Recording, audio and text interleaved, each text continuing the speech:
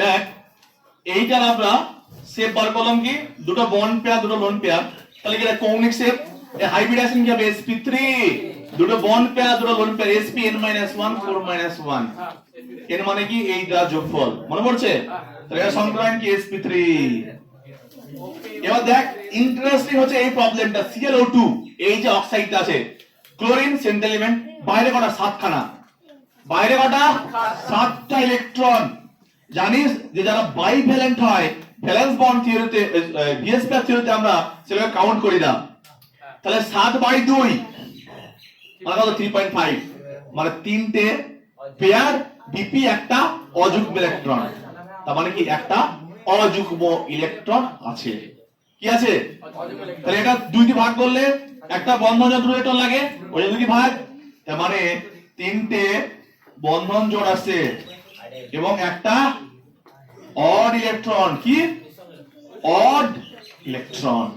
এবার দেখ তিনটের মধ্যে দুটো অ্যাটম আছে, কটা সিগমা বন্ড, দুটো সিগমা বন্ড, আর একটা লোন পেয়ার আর একটা অড ইলেকট্রন, তার মানে এই দেখ স্টপ।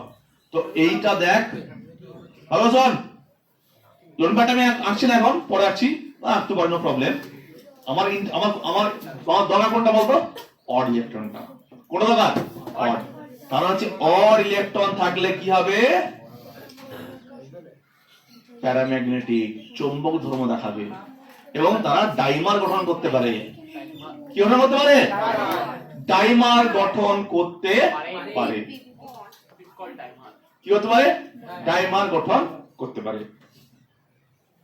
তাহলে এইটার জন্যই এত ইম্পর্টেন্ট, এটা একটা অযুগ্ম ইলেকট্রন, এটা কি প্যারাম্যাগনেটিক, ওকে এরা হচ্ছে প্যারাম্যাগনেটিক। লোন পেয়ার আছে এখানে, দেখ কি আছে, লোন পেয়ার আছে, এর কি আছে third pure element vacant D আছে, এ আছে third pure element vacant D আছে, আমরা আগে থেকে জানি। এর কি আছে লোন পেয়ার আছে, তাহলে এ কি করতে পারে ভ্যাকেন্ট ডি ইলেকট্রন দিতে পারে না, পারে না, তাহলে এর কি ডি অরবিটাল, এর কি ডি, এর কি পি, তাহলে কি বন্ড হবে পি পাই ই পাই বন্ড ফর্মেশন হবে। তাহলে আমি এর মধ্যে কি দেখাতে পারি, এই লোন পেয়ারটা এর যে ভ্যাকেন্ট ডি আছে, এর কি আছে 2p, এর আছে ভ্যাকেন্ট ডি, এর মধ্যে একটা আংশিক দ্বিবন্ধন ক্যারেক্টার আসবে, উল্টো দিকে এদিকটাও হতে পারে, তাহলে কটা পি পাই ডি পাই বন্ধন হলো, তাহলে এ একটা পি পাই ডি পাই, এ একটা পি পাই ডি পাই। এইটা এতগুলো কথা বললাম এই মলিকুলটাকে নিয়ে, মানে এই মলিকুলটার কি আছে স্পেশাল একটা ইম্পর্টেন্স আছে, সেই জন্য দেখ ভালো করে শোন। এবং এর হাইব্রিডাইজেশন হচ্ছে sp2, সবগুলো নোট করে নে, এটা ভীষণই ইন্টারেস্টিং একটা প্রবলেম এই মলিকুল, এর অনেকগুলো কোশ্চেন আছে পাঠ থেকে, নিজেদের মধ্যে ইন্টারনাল প্রবলেম একদম জিরো হবে, জিরো টলারেন্স। সো এই যে এইটা বুঝতে পারছিস খুব ইম্পর্টেন্ট একটা মলিকুল, দুটো পি পাই ডি পাই বন্ধন আছে, এটা sp2 হাইব্রিডাইজেশন অযুগ্ম ইলেকট্রন আছে, ঠিক আছে। সো এই অক্সাইডটা হয়ে গেল, বাকি অক্সাইড গুলো আঁকা খুব সহজ। এরপরে তাহলে আমরা +4 এ করলাম, +1 করলাম, +4, এবার আমাদের +5 এ যেহেতু নেই, +6 +7, +6 টা কি ছিল Cl2O6 আর Cl2O7, Cl2O6 আর Cl2O7, ফটাফট আমরা লিখে দেব।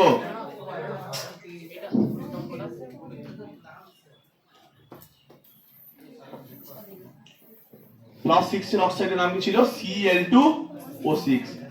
দেখ দুটো ক্লোরিন, প্রত্যেকটা একটা করে অক্সিজেন আছে, কি তিন ভাগে ভাগ করে দিবি, একটা একটা একটা একটা নো প্রবলেম।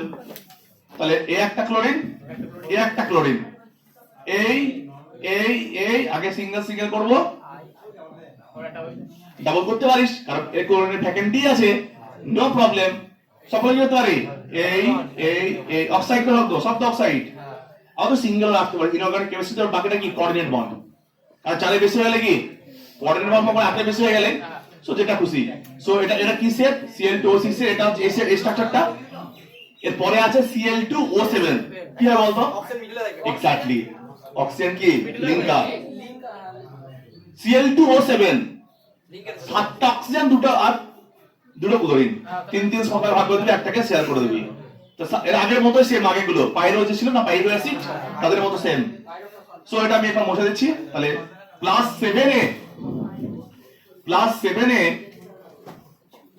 +7 যে কম্পাউন্ডটা ছিল সেটা ছিল Cl2O7 এই অক্সাইডটা। Cl2 অক্সাইডটা ঠিক এর মতই হবে, শুধুমাত্র এগেইন এটাকে লিনিয়ার হবে না, নেভার, কারণ এর কি আছে লোন পেয়ার আছে, এবং এটা তুই আগের মতই ডাবল বন্ড সিঙ্গেল বন্ড যা করবি কোনো চাপ নেই, কারণ এটা কোঅর্ডিনেট বন্ড হয় ইনঅর্গানিক কেমিস্ট্রিতে, সমস্যা নেই এগুলো। সো এটা হচ্ছে মনে আছে N2O5 মনে পড়ছে সেরকমই, ঠিক আছে। তাহলে আমাদের দেখ ক্লোরিনের সমস্ত অক্সাইড গুলো স্ট্রাকচার ড্র করা হয়। এবার পড়ে আছে ব্রোমিন, এবার পড়ে আছে আয়োডিন। তো ব্রোমিনের আমাদের অত দরকার নেই, আমরা শুধুমাত্র আয়োডিনের একটা আঁকবো। কোনটা বলতো? I2O5, যেটা কারোর ক্ষেত্রে নেই, যেটা ওর ক্ষেত্রে আছে। তাহলে I2O5 টা কার মতো হবে? I2O5 কার মতো হবে? I2O5 অক্সিজেন লিংকের থাকে N2O5 অক্সিজেন লিংকের থাকে অক্সিজেন লিংকেজ থাকবে, আর আয়োডিনের সঙ্গে সব কি থাকবে? দুটো করে অক্সিজেন, ব্যাস। তাহলে দেখ আয়োডিনের সবথেকে যেটা স্টেবল অক্সাইড I2O7 I2 না I2O5, তো প্রত্যেককে I2O5 টা লিখ, এবং I2O5 এর প্রত্যেককে আমরা ছবিও আঁকবো, পিকচারও ড্র করব।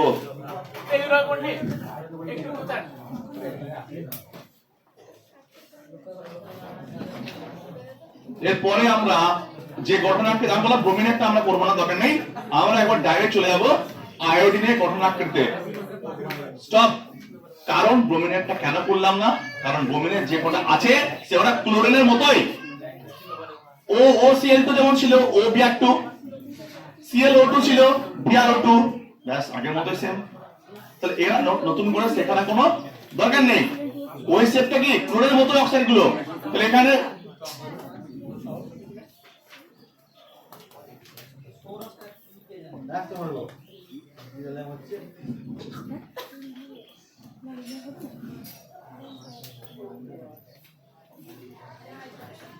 এবার আয়োডিনের যে অক্সাইড তার গঠনাঙ্কে শুধুমাত্র আমরা দুটো পেয়েছিলাম, মনে হচ্ছে I2O5 আর I2O4। তো আমরা শুধুমাত্র যে এটা আমাদের যে কেউ করে না সেটা আয়োডিন করে, সেটা আগে দেখেছি আমরা কত স্টেটে, +5 স্টেটে। তার অক্সাইডটা আমরা দেখবো খুব সিম্পল একটা স্ট্রাকচার। এটা লোন পেয়ার আছে বলে কখনো লিনিয়ার হবে না, এইরকম নরমাল থাকবে হ্যাঁ আরামসে, নো প্রবলেম। সিঙ্গেল দিতে পারিস, ডাবল দিতে পারিস, কোনো সমস্যা নেই। সিঙ্গেল মানে মাইনাস দিতে পারে কারণ হচ্ছে সেপের ক্ষেত্রে দেখ VSPR3 ক্ষেত্রে পাই বন্ধনের কোনো ভূমিকা নেই। সেই জন্য যখন আমাদের শেপ ড্র করতে বলে, স্ট্রাকচার ড্র করতে বলে, তখন পাই বন্ধনে যেহেতু কোনো ভূমিকা থাকে না, শুধুমাত্র সিগমা বন্ড পার্টিসিপেট করে, সেই জন্য শেপ ড্র করার ক্ষেত্রে তুই যদি পাই বন্ড না দিস কোনো সমস্যা নেই, ঠিক আছে। ওকে, এটা ছিল I2O5 এর গঠন আকৃতি, I2O5 অক্সাইডের, ঠিক আছে। সো আমরা ডিটেইল স্টাডি করলাম ফ্লোরিন, ক্লোরিন, ব্রোমিন, আয়োডিন, অক্সাইডে। এর পরের যে পার্ট সেটা আমরা কি করব? Oxo acid. এগেইন 15 এ পড়েছি, 16 এ পড়েছি, এবার 17 এ অক্সো অ্যাসিড। হ্যালো ক্যাপশন দেব হ্যালোজেনের অক্সো অ্যাসিড দিয়ে লিখবো হ্যালোজেন 4 ধরনের অক্সো অ্যাসিড দেখায়। ফটাফট লিখে দেব ক ধরনের? 4 ধরনের অক্সো অ্যাসিড দেখাবে, 4 টাইপস। আগে ক্যাপশন দিয়েছিস তো দেখ হ্যালোজেনের 4 ধরনের অক্সাইড আছে। তাহলে অক্সাইড বলছি, সরি, অক্সো অ্যাসিড। হ্যালোজেনের 4 ধরনের অক্সো অ্যাসিড আছে। মানে কি বলতো? অক্সো মানে কি? ওএইচ টাইপের গ্রুপ যেগুলো আছে, হাইড্রো অ্যাসিড যেগুলো আছে। সো হ্যালোজেনের অক্সো অ্যাসিড, অক্সো অ্যাসিডস। আমি কি বললাম ক ধরনের অক্সিজেন আছে? 4 ধরনের অক্সিজেন আছে। দিয়ে প্রত্যেকটা লিখবি +1 একটা সেটে লিখ, এরকম লিখবি, মানে 4 ধরনের অক্সিজেন, ঠিক আছে? একটার নাম হচ্ছে হাইপোহেলাস, হাইপোহেলাস লিখ।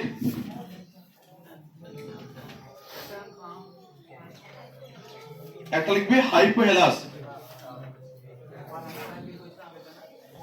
একবার লিখবি হাইপোহেলাস, আর একটা লিখবি শুধু হেলাস, কথা লিখবি না, দুটো হলো নামগুলো লিখবি। 3 নম্বর লিখবি হ্যালিক, হ্যালিক অ্যাসিড, হ্যালিক, কথাটা বলিস না।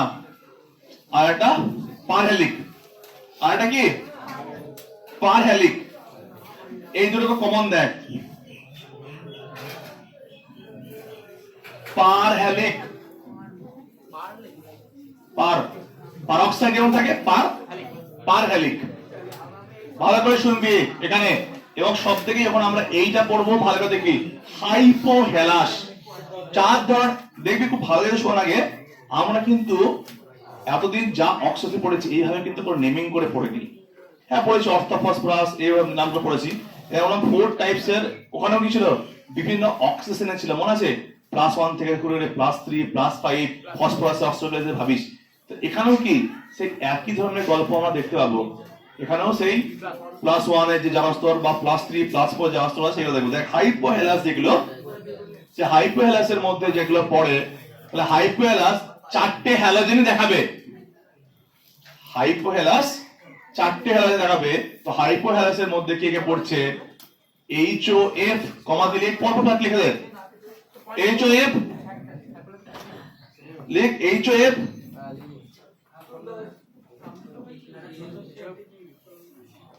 HOF, HOCl, HOBr, HOI।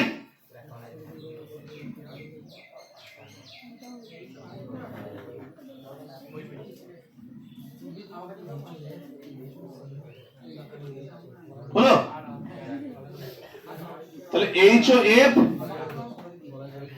HOCl, HOBr, HOI, কথা না? 4 ধরনের হাইপোহেলাস, এরা খুব দেখতে পাবি অর্গানিক কেমিস্ট্রিতে।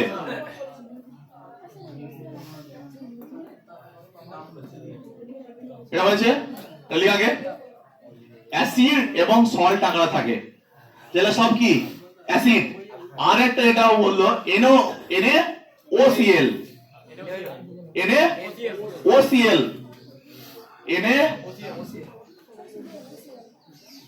-1 সল্ট আকারে। অ্যাসিডে থাকে, সল্টে থাকে, কোথায় দেওয়া আছে? NaOCl, হ্যাঁ ওই মানে একটা nitrosyl compound. HOCl, HOBr, HOI সব আছে তো? H এর জায়গায় ওটা N হয়ে গেছে, সব কারেক্ট করে নে। H এর জায়গায় ওটা N হয়, অ্যাকচুয়ালি ওটাও হয় নাইট্রোস, ওখানেও অসুবিধা নেই, ঠিক আছে? HOCl। সো এখানে 4 ধরনের হাইপোহেলাস। এবার দেখ হেলাস, এরপরে হেলাসের মধ্যে দেখ আছে HClO2,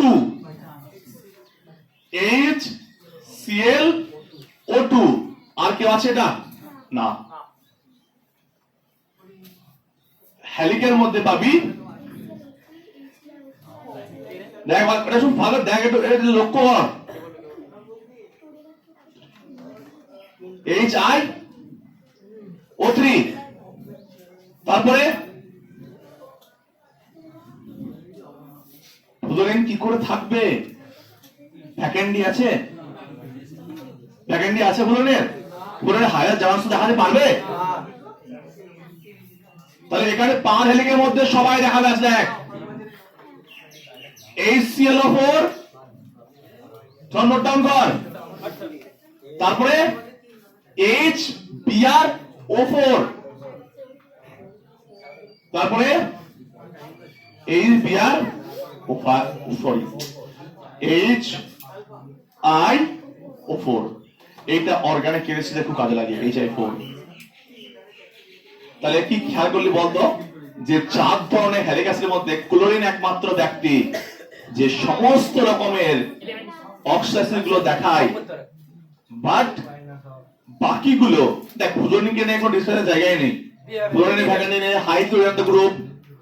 তাহলে বাকি যে কাজ ক্লোরিন, ব্রোমিন আর আয়োডিন, ক্লোরিন সব আগে দেখ অক্সাইডের মতো এ সংযোগ করছে, আবার বাকি দুটো হ্যালিক যেটা সেটা তো আর জিনিস শিখিয়ে দিই, মনে আছে তো শিখিয়েছিলাম হাইপোফসফরাস। তাহলে মনে কর ফসফরাস কেমিস্ট্রি অক্সিজেনের ক্ষেত্রে হাইপো মানে +1, আর দুই ধরনের জানা বলছিলাম আস অ্যাসিড আর ইক অ্যাসিড। আস মানে লোয়ারটা, তাহলে আসের সঙ্গে আমরা লাগিয়েছি হাইপো, তার থেকে লোয়ার আছে, মনে পড়ছে। আর একটা বলেছিলাম ইক, ইকের থেকে যার কম হয় তাহলে মনে হচ্ছে ওখানে ছিল একটা হাইপো ছিল, ওখানে দেখবে হাইপো ইক এর সঙ্গে কথা ছিল। তো এখানেও তাই কেসটা এখানে দেখ হাইপোহেলাস, হেলাস, তাহলে হেলাসটা কি দেখ হেলাসটা এখানে দেখ +3, +1 হয়, +3 হয়, +5 হয়, +7 হয়, এটা কি দেখলাম আমরা, এটা তো স্টেবল অবস্থা। তাহলে +1 +3 +5 +7, রেঞ্জ কি +3 আর +7, এগুলো হচ্ছে রেঞ্জ, +5 এগুলো হচ্ছে হাইয়েস্ট রেঞ্জ।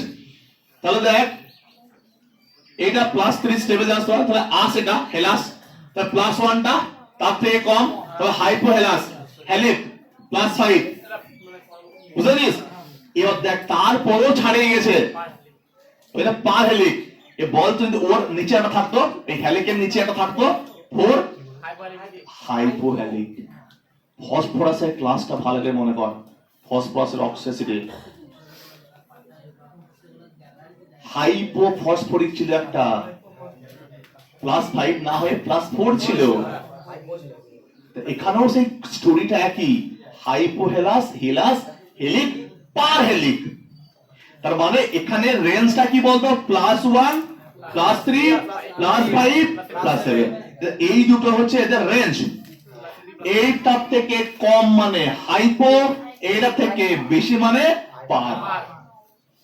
আর ফসফরাসে ছিল +5 আর ওই +3, এবার ওরা হাইয়েস্ট ছিল +5, ওটাকে ইক ধরেছিলাম, এখানে ইক কোন এটা ইক এর বেশি হয়ে আছে পার হেলিক, বুঝা গেল। এর 4 ধরনের এখানে আমরা হাই পেলাম, একটা হাইপোহেলাস, হেলাস, হেলিক, পার হেলিক। সো বুঝতে পারছিস এগুলো সব +1 এ আছে, সব +1 এ আছে, এগুলো সব +1 এ আছে, সব +1, এগুলো সব কি +3 +5 +7 সব সরি হ্যাঁ সব সবগুলো +7, এগুলো সব +7 সব +7 সব +7, এটা সব +5, এখানে আমরা ভুল করলাম একটু, +5 এটা +5। তার মানে অক্সিজেন গুলো যেমন আগের মতো একই স্টোরি, +1 এ দেখাবে, +3 এ দেখাবে, +5 যতগুলো অক্সিডেশন অক্সিডেশন পসিবল ততগুলো কি দেখায় আমরা জানি। তাহলে 4 ধরনের অক্সিডেশন সম্পর্কে আমরা ডিটেইল স্টাডি করলাম, এবং একটা +1 এ পেলাম, +3 তে পেলাম, +5 পেলাম, +7। আবার দেখ হাইপোহেলাস মানে +1 এ, হেলিক হেলাস +3, হেলিক +5, তার থেকে যদি বেশি হয় পার হেলিক।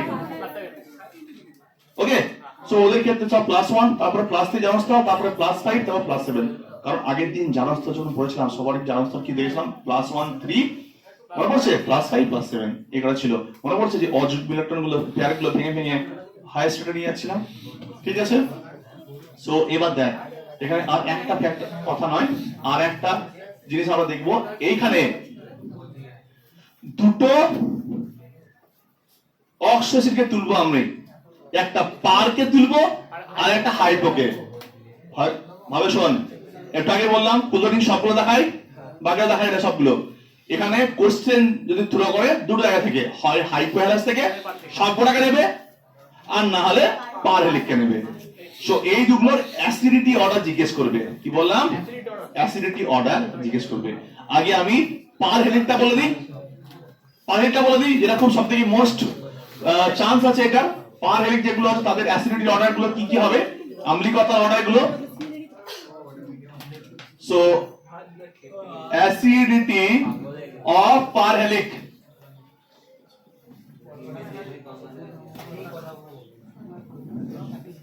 ফ্লোরিন তো হয় না, ভ্যাকেনি নেই, হাইড্রোজেন তো বাদ। তাহলে H হবে শোন HClO4 হলো। এবার দেখ এই ক্লোরিনের কথা বলিস না, ক্লোরিনের যতগুলো পার অ্যাসিড আছে সবগুলো লিখবো আগে। সরি আমি এটা এখন বলছি না, এটা সবগুলো পারগুলো এখন বলছি না, আগে ক্লোরিনের গুলো করবো। ক্লোরিনের +1 +3 +4 এই +5 +7 কি কি এসে বলতো? এটা HCl, এটা AClO2, AClO2, ACl, এইটা হচ্ছে কোশ্চেন। আর এটা বলতে ভুলেছিলাম, শুধুমাত্র ক্লোরিনের গুলো চাইবে, সবগুলো না, শুধুমাত্র ক্লোরিনের অক্সিজেন গুলোকে নেবে, দিয়ে সেখান দিয়ে বলবে এদের মধ্যে কার অ্যাসিডিটি সবচেয়ে বেশি বল। এবার আমরা শিখেছিলাম নাইট্রো 15 এ আরে জারণ স্তর বার করব। কি বার করব? জারণ স্তর। +1 +3 +5 +5 আমরা জানি oxidation number proportional to acidity. জারণ সংখ্যা যত বৃদ্ধি পাবে অ্যাসিডিটি তত বৃদ্ধি পাবে। NO N2O NO N2 5 15টা মনে কর, একবার N2 5 পর্যন্ত চলে গেছিলাম, +1 থেকে +5 ছিল, তাহলে আমলিক নেচার ছিল সব থেকে বেশি। এটাও তাই, যত জারণ স্তর বৃদ্ধি পাবে, বলেছিলাম যদি সবারই ক্ষেত্রে জারণ স্তরটা আবার সেম হয়ে যায় তখন দেখবো তার সঙ্গে যে গ্রুপগুলো অ্যাটাচ আছে তার ইলেকট্রোনেগেটিভিটি মনে পড়ছে, মনে পড়ছে কিনা? তাহলে দেখ, তাহলে এইটার অ্যাসিডিটি সব থেকে বেশি অ্যাসিডিক কে? HClO4। অর্ডারটা লিখে নে, পরীক্ষায় আসবে। HClO4 is greater than HClO3 is greater than HClO2 is greater than HCl। So এই একটা, আরেকটাই বলবো হাইপোহ্যালাসের সবকটাকে নিয়ে। দেখ দুটো আমি বলে দিয়েছি যে যদি জারণ সংখ্যা এবার সবারই সেম হয় তাহলে কি দেখবো তার সঙ্গে অ্যাটাচ যে গ্রুপটার ইলেকট্রোনেগেটিভিটি যার বেশি তার কি হবে? অ্যাসিডিটি বেশি। তো দেখ দেখে নে এবার বাকি হলো, তো এটা এটা এটা কি কি হলো? অক্সিজেন নাম্বার দিয়ে হলো। তো বাকিগুলো আছে HOF HOCl HO Br HO ভাই তড়িৎ ঋণাত্মক কথা চেঞ্জ হচ্ছে, আর প্রত্যেকের অক্সিজেন নাম্বার সেম +1, প্রত্যেকের অক্সিজেন নাম্বার +1, তাহলে অক্সিজেন নাম্বারটা সেম কিন্তু আলাদা কি অ্যাসিডিক কার্ভ হিসাবে। বাস তাহলে আমরা এখানে বুঝে গেছি এগুলো।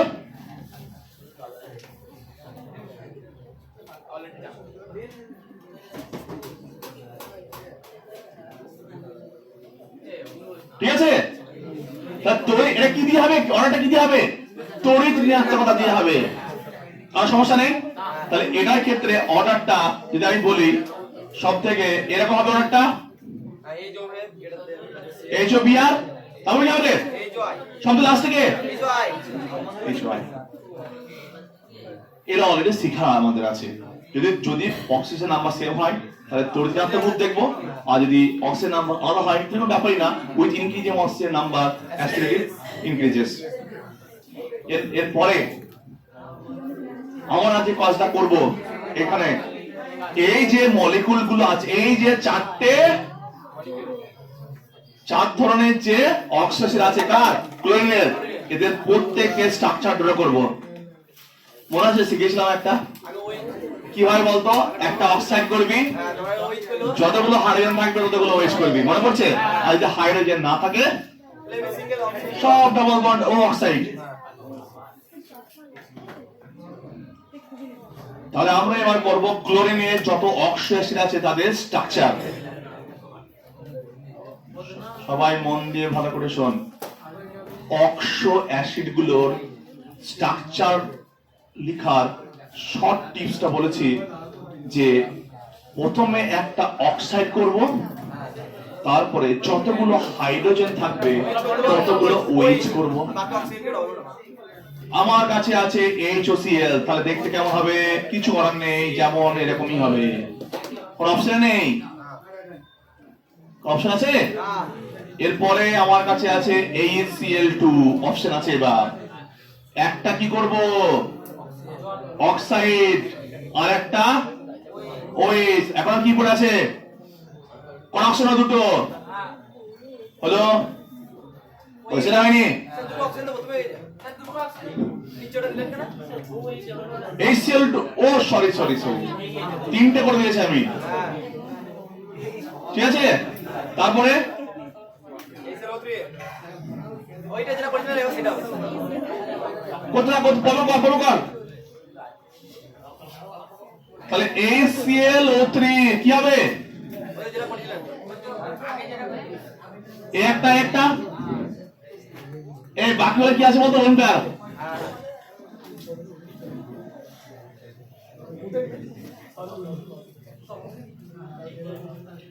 HCl4 কি হবে? এটা একটা ও একটা ওই হবে আর বাকি দুটো ও তিনটে অক্সাইড হবে। +1 +5 +3 +3 +5 +7, প্রত্যেকটা স্ট্রাকচার ডান। আর একটা ছোট্ট জিনিস আছে যেটা পরীক্ষায় আসবে। কত মিনিট হলো? কত মিনিট? 26 minute 40 second.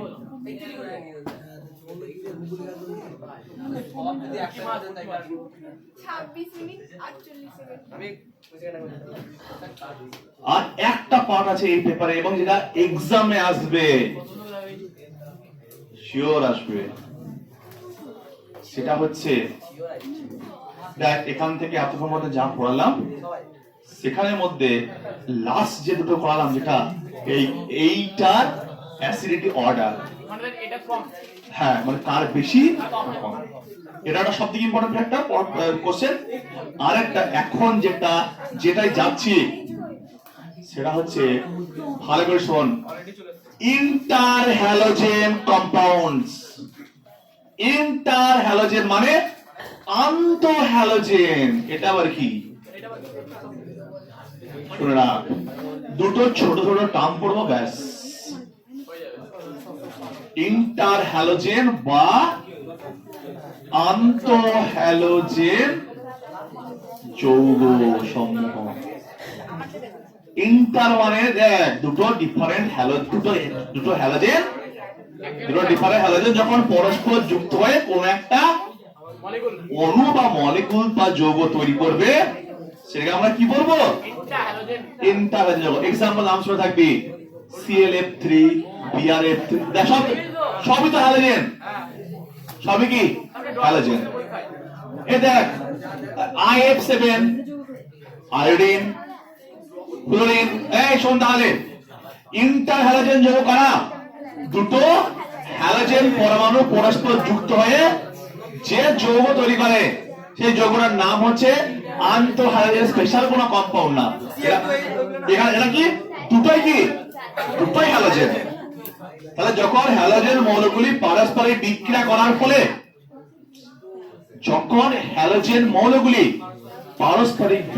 করার ফলে, যে যৌগ গঠন করে ইন্টারহ্যালোজেন।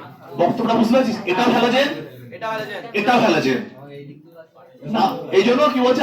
নিজেদের মধ্যে তো নিজেদের মধ্যে বিক্রিয়া করে যুক্ত হয়ে যে যৌগটা তৈরি হবে সেটাকে আন্তঃহ্যালোজেন যৌগ।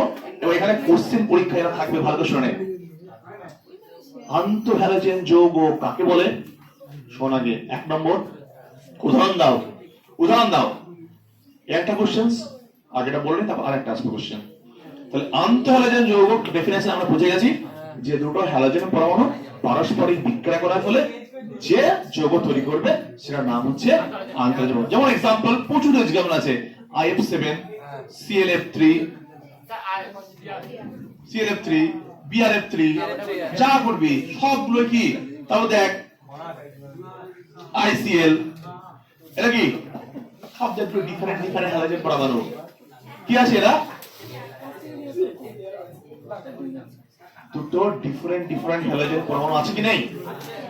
তাহলে তাহলে 2 নম্বরের কোশ্চেন এখানে 2 নম্বরে যে কোশ্চেন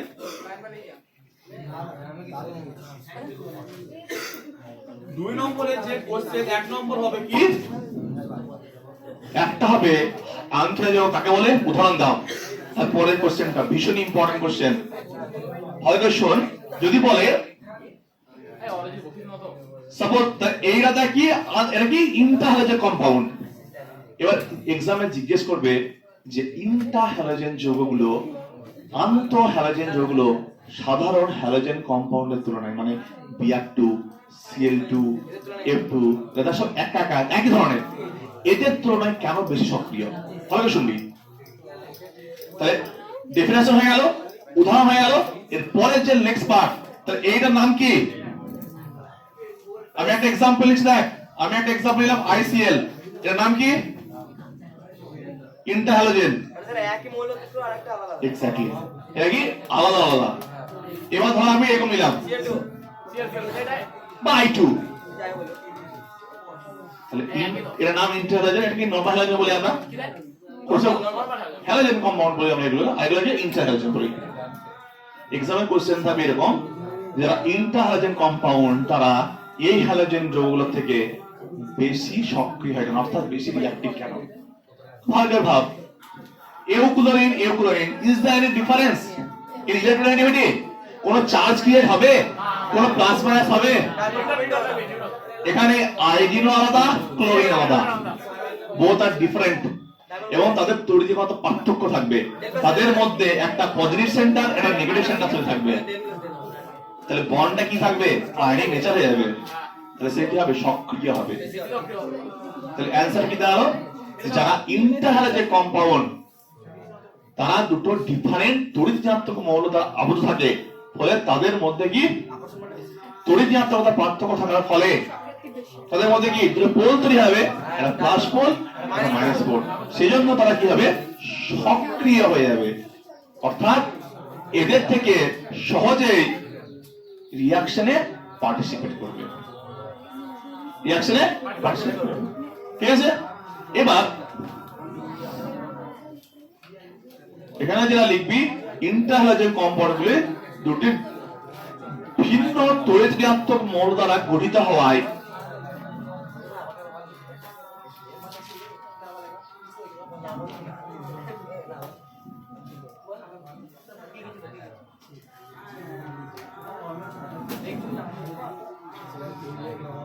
কি হবে বলতো?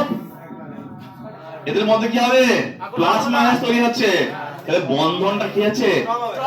বন্ধন স্ট্রং হবে। কথা এরা প্লাস হয়ে আছে মাইনাস, তাহলে বন্ধনটা উইক হয়ে যাচ্ছে আস্তে আস্তে। তাহলে একজন আরেকজনের কাছে ইলেকট্রন পেয়ে নেবে তো, প্লাস মাইনাস হয়ে যাওয়া মানে কি বন্ডটাকে উইক করে দিল। তাহলে কি হবে? তার সক্রিয়তা বেশি হবে, সহজে বন্ড ব্রেক করে যাবে, ইজিলি রিঅ্যাকশন হবে। লিখেছিস? দুটো ডিফারেন্ট তড়িৎ ঋণাত্মক এলিমেন্ট আসলেই তাদের মধ্যে ডিফারেন্স আসবে, আর ডিফারেন্স আসলে কি এ চাইছে এইদিকে, এ চাইছে এইদিকে, দুটোই তো তড়িৎ ঋণাত্মক মৌল, এ চাইছে এইদিকে, এ চাইছে এইদিকে, দুটোর মধ্যে যেদিকে হাই সেদিকে যাবে। তাহলে কি হবে? বন্ডে কেউ থাকতে চাইছে না, ইলেকট্রনটা এ চাইছে ও চাইছে, দুটোর মধ্যে পার্থক্য থাকছে বলে ওই জন্য কি সক্রিয় হয়ে যাচ্ছে। এবার এখানে তোদের শিখিয়েছিলাম যে হাইড্রোলিসিসে যদি কোনো কোশ্চেন দেয়, কোন একটা কম্পাউন্ড দিল, দিয়ে বললো আর্দ্র বিশ্লেষণ করলে কি যৌগ তৈরি হবে, আমি কি বলেছিলাম? কিছু না জানলে জলটাকে H+ OH- এ ভাঙবি, আর অন্য কম্পাউন্ডটাকে ডেল্টা প্লাস ডেল্টা মাইনাসে ভেঙে দিবি, দিয়ে আয়ন এক্সচেঞ্জ করে দিবি, প্রোডাক্ট পেয়ে যাবি। যদি এই কম্পাউন্ডটা দেওয়া থাকে আমাকে, দিয়ে যদি জল দেওয়া থাকে, প্রোডাক্ট কি হবে? এটা প্লাস এটা মাইনাস, এখানে কি থাকে? H+ OH-, কার সাথে কে যাবে? বাহ, ভেরি গুড, HCl আর HY, হাইপোহেলাস। ডান।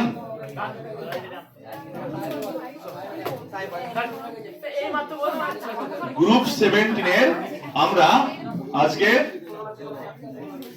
যত হাইড্রাসিড ছিল তাদের ফিজিক্যাল প্রপার্টি পড়লাম, তাদের অক্সাইড ফরমেশন ডেটা স্টাডি করলাম, তাদের স্ট্রাকচার দেখলাম এবং তাদের যে অক্সিজেন সেগুলো কত ধরনের অক্সিজেন সেটা দেখলাম, সেগুলো স্ট্রাকচার দেখলাম, তাদের অ্যাসিডিটির অর্ডার চেক করলাম এবং ফাইনালি একটা নিউ টার্ম পড়লাম ইন্টারহ্যালোজেন কম্পাউন্ড এবং তাদের এক্সাম্পল দেখলাম, তাদের রিঅ্যাক্টিভিটি দেখলাম। এবং আর একটা কথা ফাইনালি অ্যাড করছি আমি, ভিএস পেয়ার করতে যখন আমরা পড়তাম তখন দেখবি ClF3 T-সেপ্ট হতো, T-সেপ্ট IF7 এই সমস্ত কম্পাউন্ড গুলো আছে, অনেক সময় এক্সামে এইগুলো শেপ বার করতে দেয় ক্লাস 11 এর কনসেপ্ট থেকে। So B prepare for balance. ঠিক আছে, সো আজকে এই পর্যন্ত থাকলো। ঠিক আছে, স্টপ।